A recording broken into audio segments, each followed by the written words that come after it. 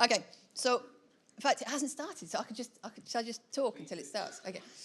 So I'm actually going to talk about a research project that I talked about last year. So for those of you that were here last year, I came and talked about aftercare in general, and then one of the research projects that we've been doing is about bystanders, so people who've done CPR rather than survived cardiac arrest. But I am very interested in that as well.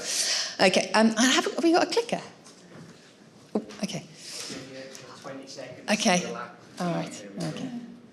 Okay. So I've come this year to come back and report on the results. So we've finished the interviews now. So as I say, for those of you that were here last year, you might remember me putting this up. This was our recruitment flyer, looking for people in Scotland who've done CPR or witnessed CPR. I did 11 interviews in total. The majority were female relatives of the victim. But we also had a mix of people who were strangers, off-duty healthcare professionals, colleagues and volunteers. And also a mix of outcomes. So of the people that had the cardiac arrest, 7 survived and 4 died. So it being a qualitative study, what we look for is kind of the themes across the interviews. And I haven't got a lot of time, so I'm just going to do a very whistle-stop tour through what people talked about.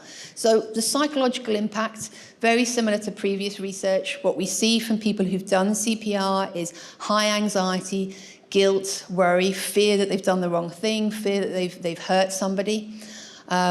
Conflict and complexity of roles. So actually, it didn't really matter what skills or background or profession people came into doing the CPR, they still suffered that quite high worry, guilt, trauma afterwards. Support preferences, people talked about how important it was to have someone to talk to afterwards.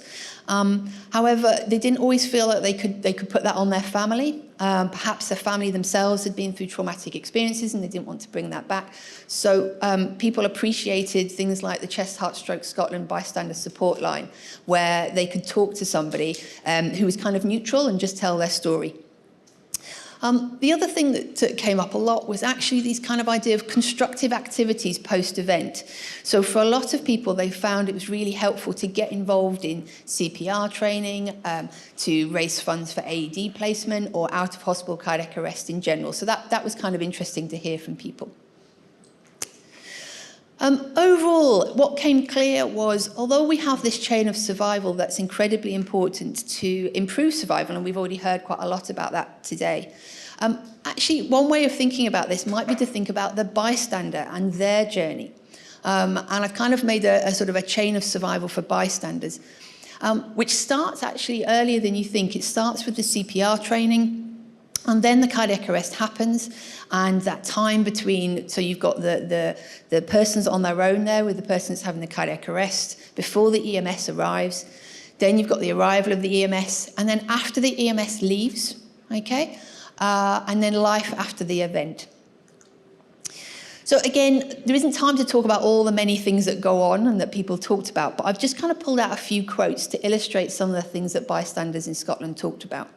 So one of the things was it wasn't like the training, and I think everybody would recognise that. You know, very rarely, in fact, I can't think of any circumstance where, a cardiac arrest happens in the middle of a gym, in a nice, clean, safe environment.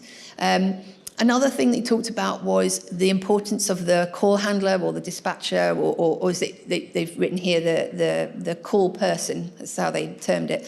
So how important that was, listening to them and listening to the instructions and having that person on the other end of the phone. I couldn't find the button.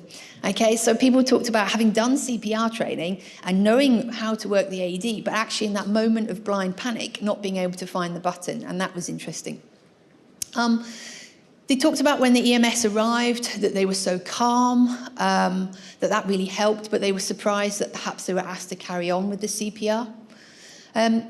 One of the things that came up as well was after the EMS left was that the ambulance stuff was all still there. And also, no one talked to me afterwards. Okay, and that was more to do with the strangers who did CPR than the family members, actually. And then this concept of failed hero, so people who knew that they'd done really good CPR, they'd done everything right, but the person still died.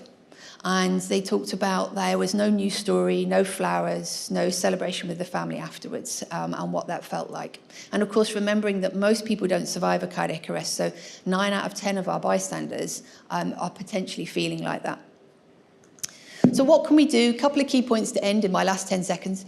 The emotional impact is high regardless of outcome, so whether someone survives or not, prior experience or relationship to the victim. And yes, survival is absolutely essential, but we are asking people to step up and do CPR. So what could we be doing at each stage of their bystander journey to perhaps reduce the impact?